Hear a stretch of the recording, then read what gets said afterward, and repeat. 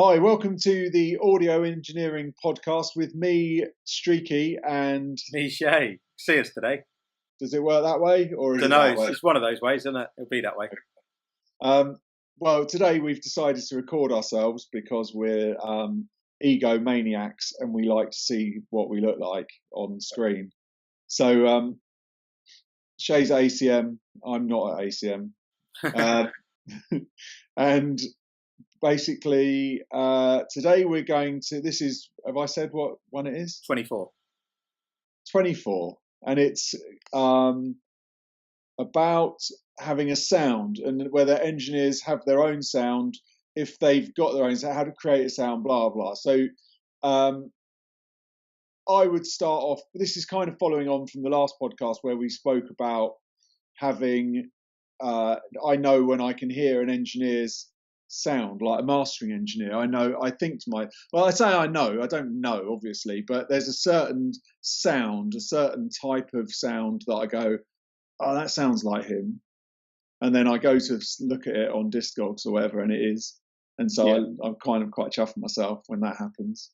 But doesn't always happen. But certainly with mixing, I think you can tell a certain sound of people and recording techniques and stuff. So from a mastering point of view, for me, it comes down to, there's an American sound and an English sound.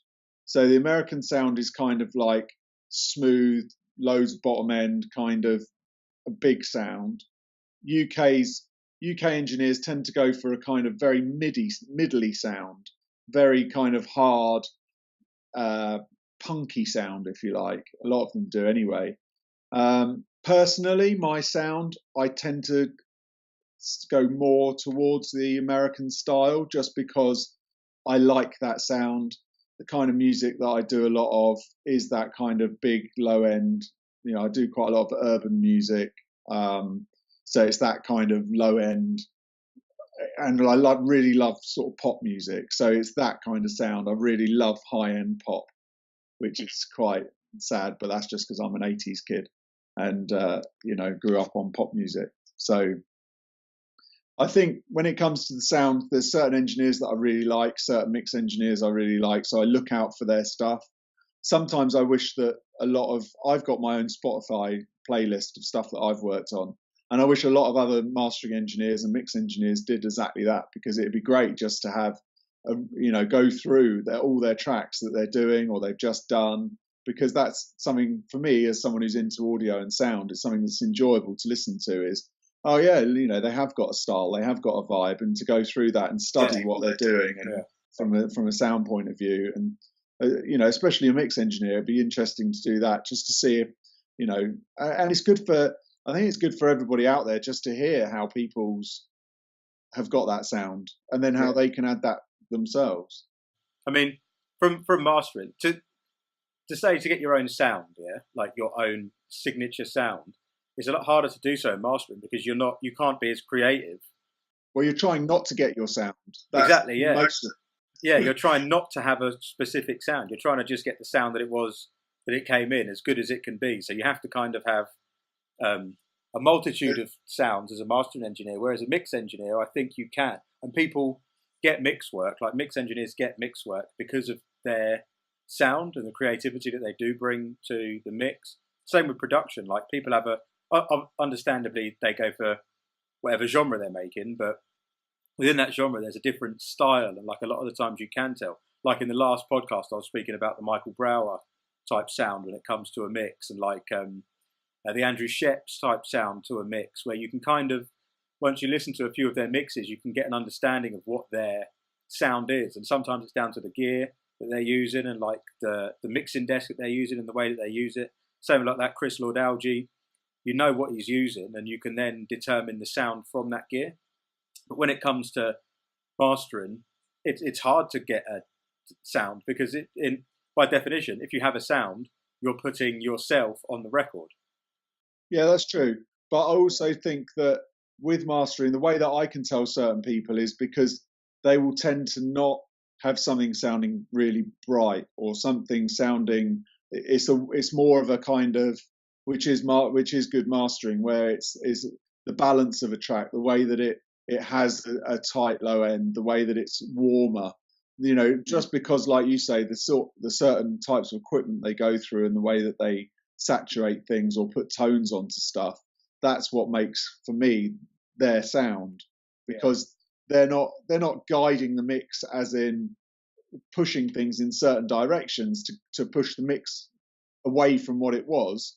It's more the fact that they're just giving the mix more space or more dynamic or making it warmer, and that's usually, and you get that kind of sound as a mastering engineer is on most things that you do. You tend to have a similar vibe on what you do, whether it's a classical record or whether it's a hip hop record. You're still approaching it with the same mentality of, you know, how's this track sounding? What's it sound? What can I? How can I make this sound better? Basically, that's all. Point of view, it's a completely different mentality, because it's almost like you've got something to prove in mix that you don't have to prove in mastering. Like, it's already been proved when it gets to the mastering stage. You're just making it sound as good as it can be. Whereas at mix stage, like, you've got, like I say, so almost something to prove. Like, you need it to be. Well, you need to make the song work. You need to make the song do what it's supposed to be doing, because you're taking it to that place where the band have recorded it or the artist has produced it.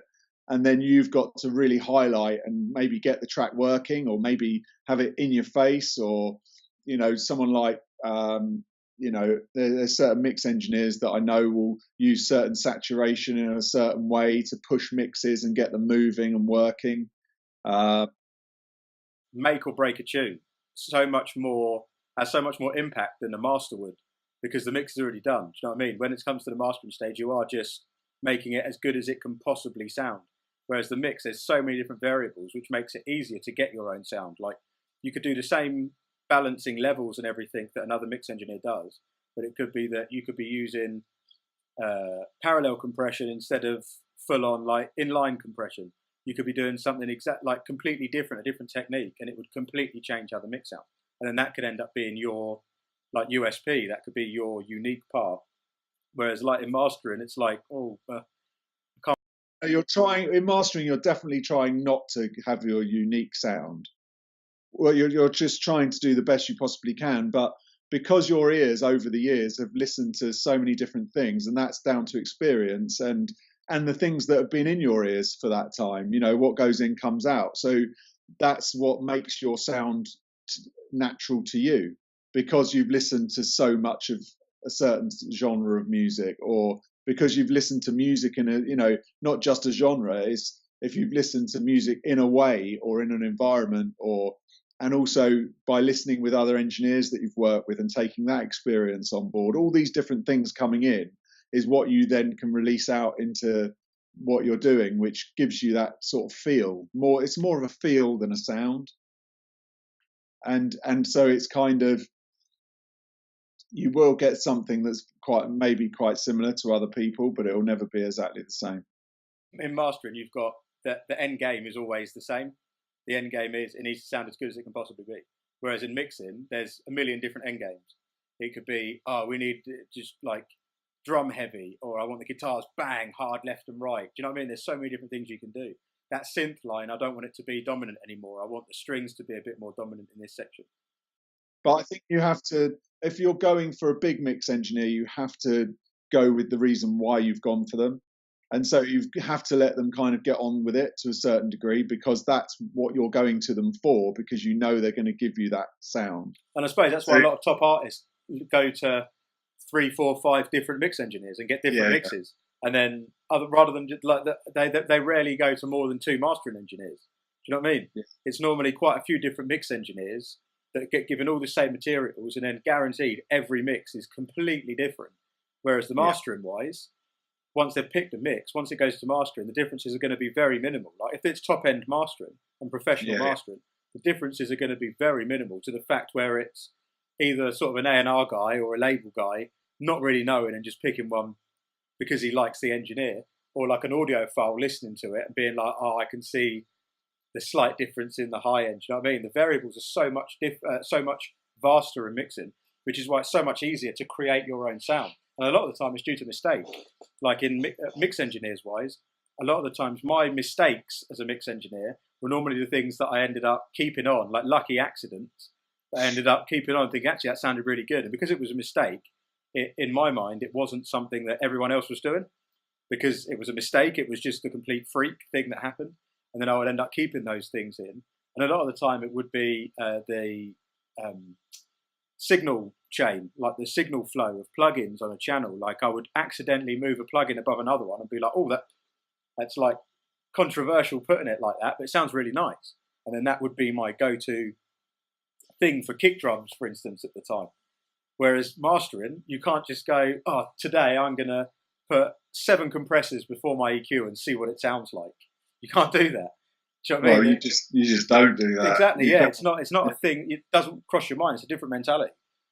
But like you say, it's harder to find a sound. But do you think it's important nowadays for mix engineers to try and find a sound of their own, to stick their heads above the rest of everyone else at the professional high-end level? Or do you think it's just they should all be doing the same thing? Well, my thought is I know what sounds good in my head, so that's what I would do. And I think that should be what mix engineers do as well. You're not doing it for you shouldn't be doing it for other people. You should be doing it for yourself. So if you know you need to know what sounds good, and that takes ages to know what sounds good. Or as I've said previously before about, how to get work and stuff in the music industry as a mix engineer or not as a mastering engineer, more of a mix engineer, is to go with the genre, get into that genre, know that genre really well, become the man in that genre, and then branch out from that genre. So be the hip hop guy, be that guy that everyone goes to, and then go into doing some pop stuff or whatever, and go into whatever you want to go into. I think because if you try and do your sound across loads of different genres, it's not going to work. So if you're doing it on one, you can go hard on that, and that's how you can get a name. It's very hard to get a name across all different types of music. And a lot of times, some of those big mix engineers that are around now, they have started that way and they've moved into pop stuff or moved into other things because their genre has become pop music. So that's right. Grime, drum, bass. There's loads of people you can say that, okay, you would go to them for that type of pop song because they know that genre. And then that kind of goes back to what I'm saying about what's gone in and what comes out. Because they've listened to so much of that stuff, they really get what that sound is. And that's not something that they need to think about. That's something that's subconsciously there because of the amount of times it's been impressed on their mind. So, as well, like literally just before this, I was just doing a lecture with a first-year diploma student. And one of the things that came up was copying other people's styles.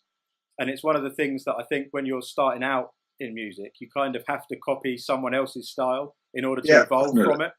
Whereas at a high level, you can't copy someone else's style because that person... Well, I don't think it's the fact that you need to copy their style at that point. I think the fact is because you've copied 10 styles before that, your own style comes out. It's the same in fashion or anything, and that's how progression happens, isn't it? It's, you take a bit from there, bit from there, bit from there, and then suddenly that becomes your own. There's no such thing as a new idea. It's just accumulation of loads of other people's ideas put into yours. And then because of your experience that you're coming to it at, and you're bringing something to the party as well. I think that's what I'm kind of saying is that you need that experience, and you need to have copied people. I mean, I've copied people. I still copy people's settings. If I see a mastering picture, I'm zooming in. What setting are you using? And then I'm thinking, what's he doing that for? And a lot of the time I'm thinking, no, he's totally wrong, But I've been doing it for years, but I've still learned from kids doing stuff. I look at stuff and go, oh, why is he doing that? He was doing it for a reason. He's obviously heard it and thought. So you'll try it and then go, yeah, no, I don't. It's too much, or it's not right, or whatever. But there's loads. I keep changing settings, losing settings more than anything, but but keep looking at things, what people are doing. I don't think you can ever stop doing that. If you do, then you're not interested in what you're doing, and there's no point in carrying on. I've worked. The reason why, I've been fortunate to work with some really good mastering engineers, so I've been able to have a look over their shoulder, go in at night when they're not there, check their settings out, look at what they're doing, and that's great. But that's how you learn, by stealing from other people.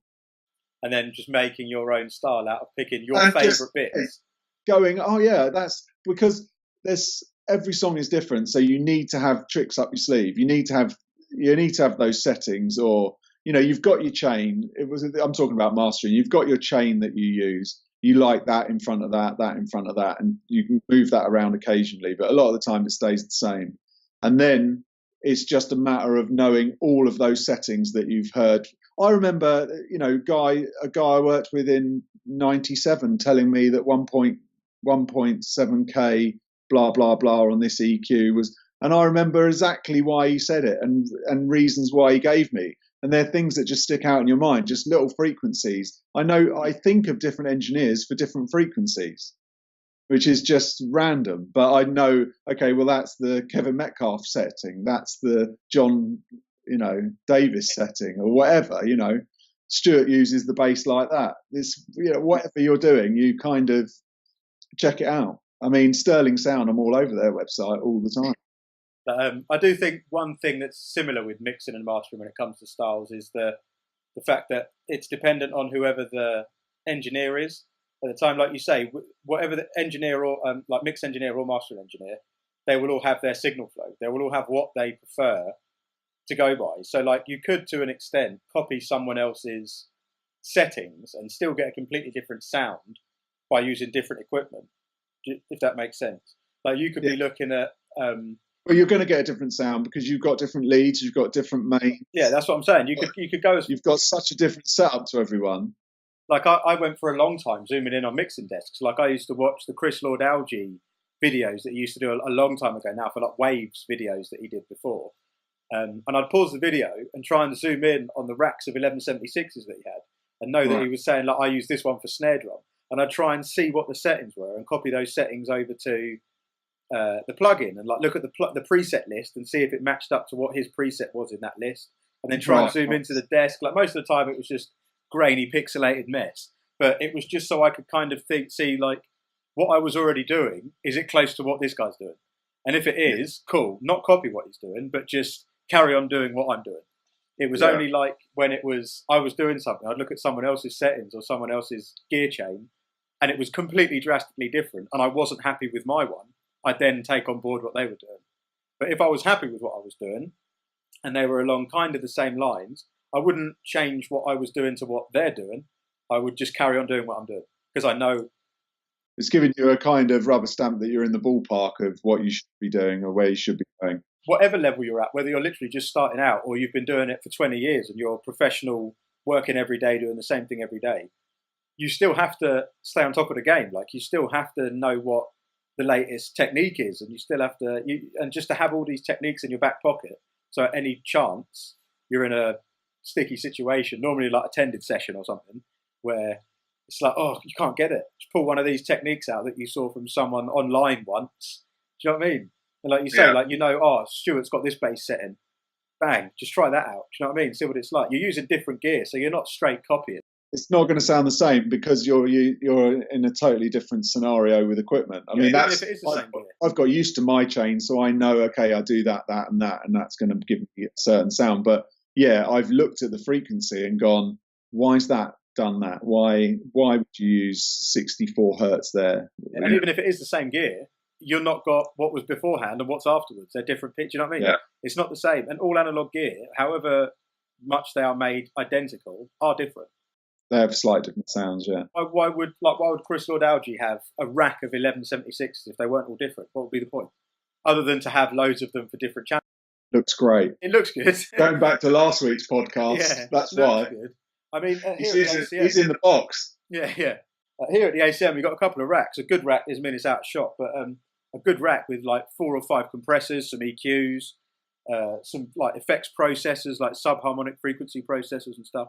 And they all serve a purpose. Do you know what I mean? They're all there for a purpose, and it's up to you how you would use those to get your own sound from it. But there's some people that wouldn't use any of them and still be able to get just a good sound. But I think it's down to what you prefer and how open you are to someone else's way of thinking. And like if you're not open to someone else's way of thinking, by default you have your own sound, right? It's just because you're not listening to anyone else. It's just what you think is right. But in most cases, that can be a big hindrance when it comes to getting the perfect sound, because you're not going to be right all the time. Leading on from that, should everyone, I know what I like to hear. We're obviously, the main thing we're all trying to do is get as much work and be the top boy all the time. So if you're only copying each other, sometimes you need to be a bit more radical to be able to make your mark and to be able to go, this is my sound. It's a big move to do, because everyone's kind of following the same thing all the time, and it's all kind of, everyone's got a sound. For me, I know what I like things to sound like, and so you need to make sure that you end up working with the right clients that are going to push you into the place where people can hear the sound that you're doing. And you can be more drastic if you're established. If you're established, you can do what you want. I mean, look at artists. An established artist can put anything out. Like, what's his name? Eminem said, I could fart in a bucket and put it out and people would buy it. And he's right, because he's Eminem. Whereas if like a mix engineer, top ranked mix engineer, could do something completely radical on a record, and because of who they are, the label and the A&R are going, oh, it's so innovative. Seriously, yeah. Exactly, it's so innovative. It's amazing. Look what he's done to the mix. Whereas a nobody could do it. Rubbish mix, mate. What have you done? What is this? Yeah. Do you know what I mean?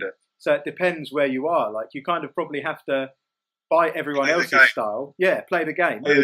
Play the game, get a good sound until you're in a position to be able to do your own thing. Yeah. And then when you are, you can do what you want. And then you can establish your own style from that, because you're making drastic changes and you're sort of changing how sound. Like you said before, an old genre or an underground genre becoming mainstream now makes underground styles of production, mixing and mastering sometimes now popular, and now the done thing. Do you know what I mean? Like 80s gated reverbs was a big mix thing. So like big room reverbs on snare drums in the 80s. Do you know what I mean? It was a massive thing. And then that became pop. That was the popular thing to do. Now you've got 808 bass lines. Yeah. Do you know what I mean? Everything's got really low sub bass. And like we're sort of moving towards that American sound, where America are kind of slowly moving towards that English sound, because everyone's trying to be different. Just like fashion, it's always got to be different, but difference now, because everything's already been done, is just regurgitating what happened 20 years ago. Really, isn't it?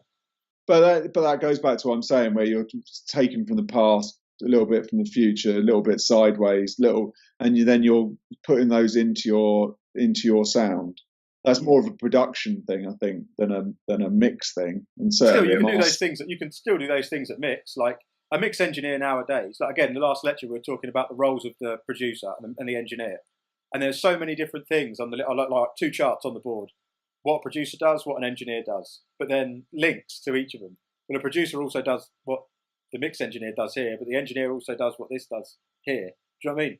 There's so many different things that both of the roles have their own specific roles, but they still intertwine within each other. So like when we're talking about styles, like I'm not going completely off topic, like when talking about styles, it's like an engineer now, a mix engineer, has to take styles from production, and a producer has to take on board the fact that it's going to be mixed by someone. A lot of the time mixed by the producer nowadays, if we're honest about it. Like a lot of the time the producer will be mixing it, or would submit one of the mixes.